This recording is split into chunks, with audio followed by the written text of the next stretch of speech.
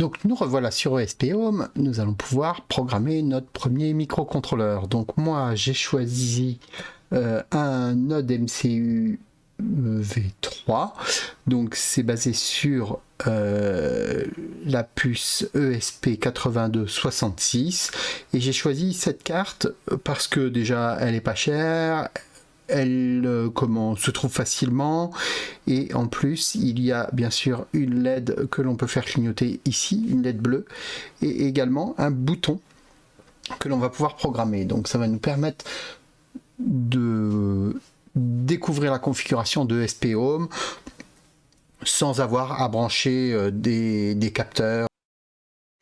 Donc on va pouvoir créer notre premier firmware avec ESP Home. Un firmware, c'est un programme que l'on va envoyer dans la puce, dans le ESP8266. Donc je clique sur New Device, Continue. Maintenant il me demande un nom pour mon microcontrôleur, ainsi que mes identifiants pour le Wi-Fi.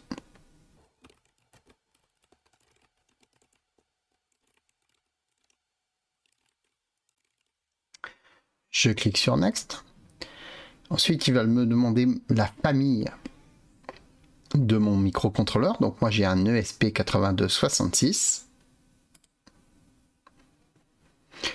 Il me donne une clé qui va permettre à mon microcontrôleur de se connecter à ESP Home ou à Home Assistant de façon sécurisée, car ils auront la même clé de chaque côté. Donc maintenant, ESP Home me propose 4 méthodes pour envoyer mon firmware sur mon node MCU. Pour l'instant, je vais faire Cancel et on va aller voir le fichier de configuration. C'est du YAML. C'est à partir de ce fichier que ESP Home va créer notre firmware. Alors vous voyez, vous retrouvez le nom que vous avez donné, un nom plus sympa où on peut mettre des majuscules. Vous retrouvez la clé qui permet d'échanger les données de manière sécurisée. Vous avez ici une configuration OTA, donc c'est over the air, c'est-à-dire elle va nous permettre de mettre à jour le firmware via le Wi-Fi. Vos connecteurs Wi-Fi, enfin vos connexions, vos identifiants de connexion Wi-Fi, je reviendrai dessus, et un access point. Je ne rentre pas trop dans les détails. Nous allons maintenant cliquer sur Install. Le premier upload n'est pas tout simple, donc je vous ai fait un petit schéma pour l'expliquer, car pour l'instant, notre node MCU n'est pas encore connecté en Wi-Fi à ESP Home. En fait, il est connecté en USB sur notre PC. Il faut bien se rappeler que ESP Home est installé sur une VM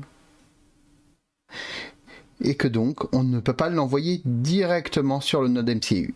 Bien sûr, si vous l'avez installé sur un Raspberry et que vous connectez votre node MCU sur Home Assistant directement, vous allez pouvoir utiliser la troisième méthode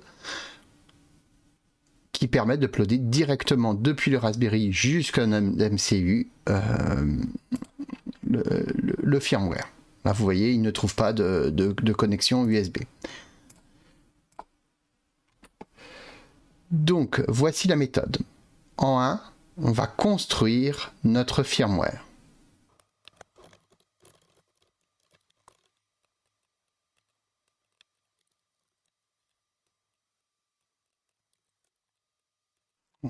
Voilà, j'y suis arrivé. En 2, on va le télécharger depuis notre navigateur web. Et en 3, on va l'envoyer vers notre node MCU par un logiciel qui est en ligne, qui s'appelle ESP Home Web.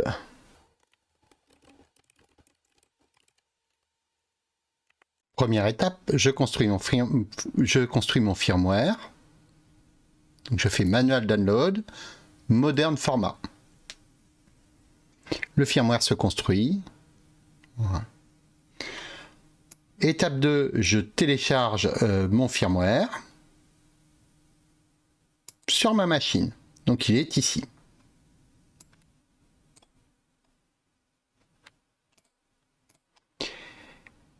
Étape 3, je l'envoie via un logiciel qui s'appelle ESP Home Web. Alors ESP Home Web fonctionne uniquement sur Chrome et pas sur Firefox. Je clique dessus, ça m'ouvre un nouvel onglet. Donc je vais connecter mon node MCU. Voilà, alors moi il est bien connecté. Si vous ne le trouvez pas dans la liste et que vous êtes sous Windows, vous devez télécharger les drivers. Alors les drivers c'est CH340 souvent et CP2102. J'essaierai de vous trouver les liens et de vous les mettre. Je fais connexion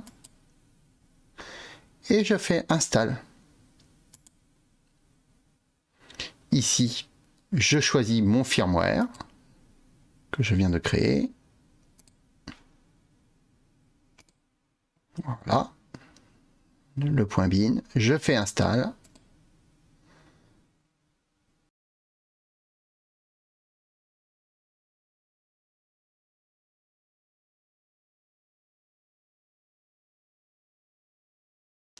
C'est terminé. Je fais close. Je peux quitter ESP Home Web et revenir sur mon ESP Home.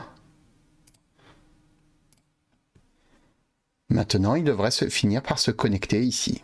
Voilà, le voilà connecté.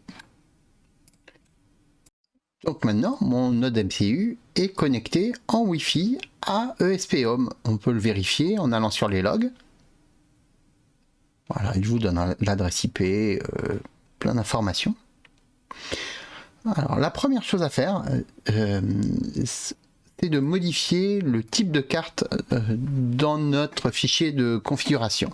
Ici, on a ESP01M, donc c'est une appellation générique. Il est mieux de mettre la bonne carte, comme ça, pour les broches, etc. Il s'y retrouvera mieux, y compris pour la taille de la mémoire. Là, on est à 1 méga, alors qu'il y a 4 mégas sur notre carte. C'est dommage de ne pas les utiliser. Donc, ici, je vais dans la liste. Et ici, j'ai toutes les cartes supportées par plateforme I/O, donc par ESP Home. Donc ici, ma carte, je la connais, hein, c'est celle-ci, node MCU 1.0. Je clique sur le lien. Ici, j'ai toutes les caractéristiques. Et voilà, la carte, le nom de la carte est là. Donc, je prends node MCU V2 et je la colle ici. Je sauvegarde et j'installe. Et cette fois-ci, je peux directement choisir le Wi-Fi et il va s'installer automatiquement. Vous voyez maintenant, j'ai 4 mégas.